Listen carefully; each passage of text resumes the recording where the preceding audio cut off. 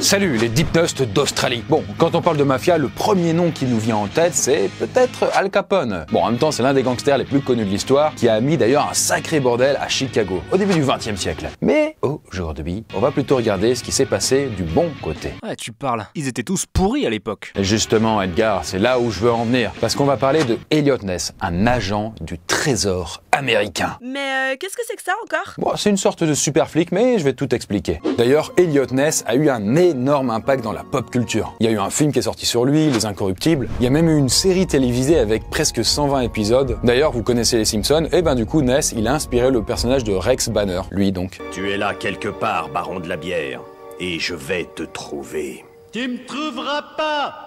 C'est devenu une véritable figure historique. Et sa vie, que vous allez découvrir, y est pour beaucoup. Bref, vous allez voir la vie assez folle de Elliot Ness, l'homme le plus incorruptible de l'histoire.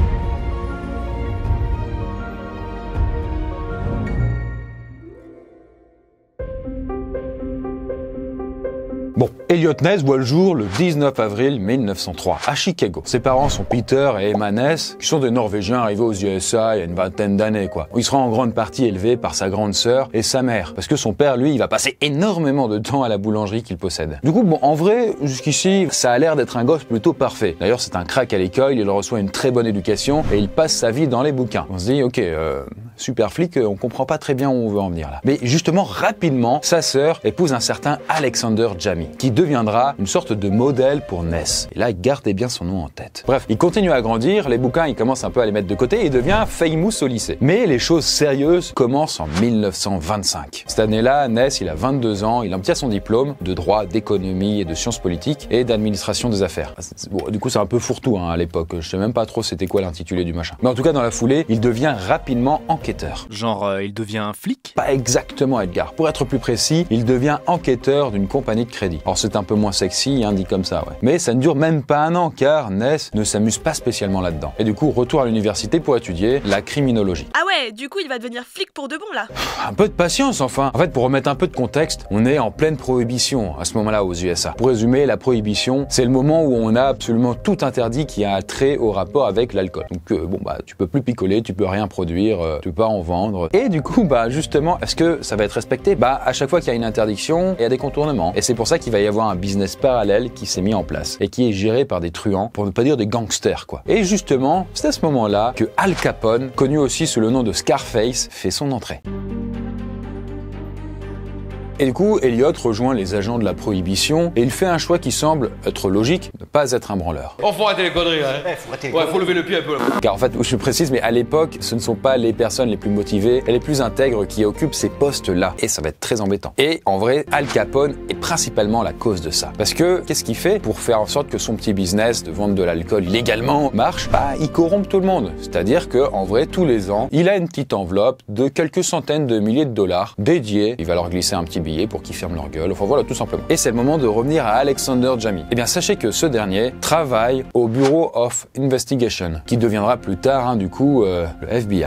Et Jamie va parler à son boss de Ness, qui est, selon lui, l'homme de la situation. Même s'il n'a que 26 piges. Et pourquoi, du coup, ce serait l'homme de la situation? Eh bien, parce qu'il a une éthique de malade. Le gars, il a l'air complètement incorruptible, on va dire. Et ça, c'est plutôt pratique, sachant qu'il pourrait avoir des grosses enveloppes pour fermer sa bouche. Bon, bah, du coup, là, le boss, il dit, OK, on va le tester, et donc, du coup, il les fait rejoindre la brigade. Donc bah voilà, rapidement, Ness il va faire ses preuves et on va lui donner des missions de plus en plus importantes pour arriver à la mission ultime, arrêter Al Capone. Et il va faire ça tout seul? Oh non, pas non plus. Enfin, non, pas. Oh, dis, oh.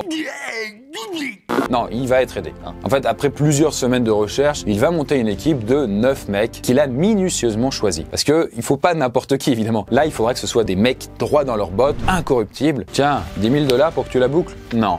Ça l'intéresse pas. Incorruptible, je vous dis. Alors bien sûr, ces agents-là qu'il a choisis, ils ont des qualités bien précises aussi. Des qualités en écoute, ou encore spécialisés en filature. Et nous sommes alors précisément en septembre 1929 et c'est parti. Les premiers raids dans les bars et les planques d'Al Capone vont commencer. Sauf que ce n'est pas si facile, parce que les contrebandiers sont bien préparés, notamment avec des portes blindées. Du coup, les forces de l'ordre vont mettre des plombes à les forcer. Et donc, au moment où ils finissent enfin par défoncer les portes, il n'y a plus rien, quoi. Ouais, ça sert à rien du coup.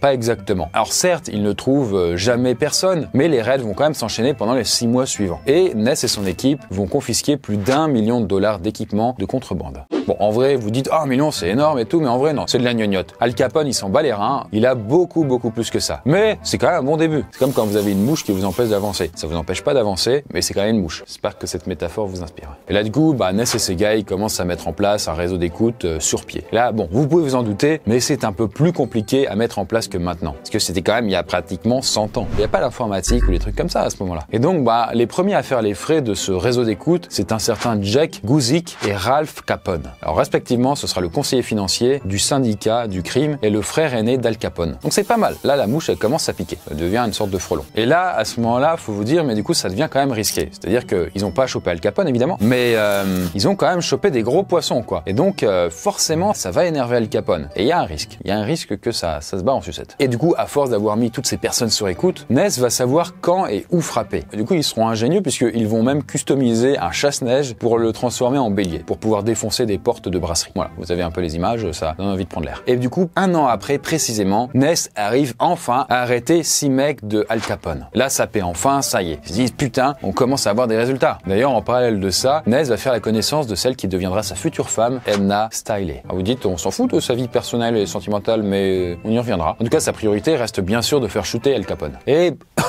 Et donc, les raids vont continuer. Et quelques semaines après les premières arrestations, Ness reçoit la visite d'un associé de Al Capone. Et là vient un moment un peu décisif, on va dire, puisqu'il va proposer à Ness $2000 par semaine pour que Ness arrête de lui foutre des bâtons dans les roues. Là, on se dit, petite corruption comme ça, ni vu ni connu, ça marche depuis des années avec d'autres, pourquoi pas lui, quoi. Sachant que du coup, vous dites, $2000 par semaine, c'est pas non plus... Alors, déjà, c'était il y a 100 ans, donc si on faisait l'inflation avec ce qu'on aurait aujourd'hui, ça ferait beaucoup, enfin, un bon pactole. Mais surtout, pour vraiment vous rendre compte, le salaire annuel de Ness, à ce moment-là, c'est de $3000. Donc là, il reçoit $8000 par mois, en gros.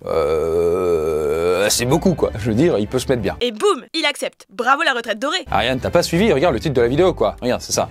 Tu sais lire? Vas-y, lis pour moi. Ah oui, l'homme le plus incorruptible de l'histoire. Si vraiment je me permets d'apporter ma science, ça veut juste dire qu'on peut pas le corrompre, quoi. Merci Edgar, c'était l'information utile dont on avait besoin. Du coup, il n'est pas corrompu. Et ça, ça va pas trop plaire à Al Capone. Et donc, ce dernier va tenter alors d'intimider Ness avec des fausses tentatives d'assassinat. Ce qui ne va pas démotiver pour autant Ness. Pas directement, quoi. Par contre, il a un peu peur pour sa compagne et il passe alors plusieurs mois sans se voir pour la protéger. Mais figurez-vous que ce n'est pas tout, n'est-ce pas Edgar? Tout à fait. Il faut savoir qu'en parallèle de cette histoire de contrebande, Al Capone a également le fisc au cul. Globalement, ils veulent faire tomber le boss de la mafia pour blanchiment d'argent et fraude.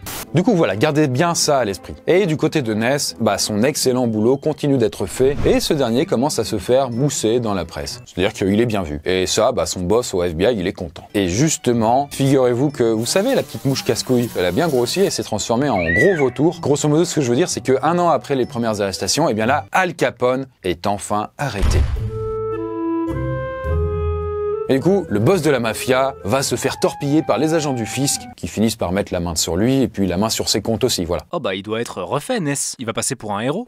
En vrai, t'es plutôt assez loin du compte, en fait. Parce que Ness ne sera qu'un simple spectateur lors des 5 semaines de procès d'Al Capone. Parce que pour tous les chefs d'accusation concernant le fisc, pas une seule fois Ness ne sera appelé à la barre, alors qu'il a également beaucoup d'éléments à charge. Concrètement, donc du coup, son avis comptera pour du beurre, quoi. Mais bon, qu'importe, en tout cas, voilà, il va avoir son procès Al Capone et il va écoper de 11 ans de prison. Mais tout ce qui concerne la contrebande et la prohibition ne sera jamais abordé. Dommage parce que c'était un peu le taf aussi du coup de Ness. Et le problème là-dedans, c'est que le boss de Ness, lui, il est pas content parce qu'ils se disent mais putain les gars, on a bossé, on n'est même pas reconnu quoi. Du coup, il va dévoiler au grand public pour la première fois l'existence de l'équipe de Ness, qui à ce moment-là va obtenir son nom d'Untouchable, donc les incorruptibles en français. Parce que faut savoir, mais Ness, c'était un peu un agent secret quand même. Du coup, personne ne savait qui il était. C'était pas genre Superman ou Batman qui vient te choper ou tout le monde est au courant, machin. Non. Et ça fait son petit effet, car on entend parler de l'affaire dans tout le pays. Et suite à ça, Ness commence à avoir beaucoup de crédit. D'ailleurs, pour beaucoup, c'est effectivement grâce à lui que Al Capone est tombé, car il s'est acharné comme un clébard contre lui, et qu'au final, le fisc a simplement profité de ça. Mais voilà, c'est pas vraiment comme ça que ça s'est fait, quoi. Et Ness va obtenir une sorte de fausse réputation, si on peut dire ça.